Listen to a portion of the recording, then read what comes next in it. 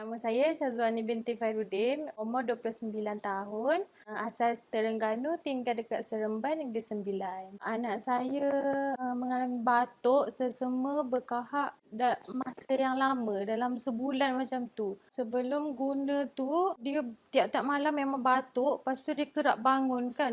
Kalau batuk tu bangun, kerap bangun malam-malam. Lepas tu kahak lah, batuk teruk. Memang teruk dekat sebulan. Lepas raya tu memang dia start batuk, sesama macam tu.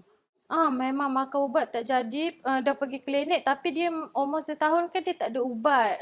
Jadi doktor pun balik bagi ubat demam, suruh ikhtiar sendirilah macam tu.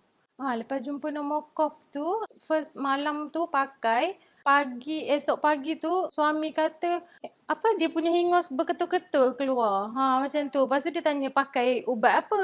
Lepas tu saya bagi tahulah pakai, kan dah beli semalam nombor cough ni. Pakai yang tu lah. Lepas tu dia kata nanti pakailah. Lepas tu hari kedua tu pakai lagi. Pakai lagi masa dekat pukul 10 macam tu anak muntah, keluar kahak yang banyak macam tu. Lepas tu memang malam kurang lah, kurang batuk. Jadi dia pun elok je tidur macam tu, tak ada ganggu dia tidur.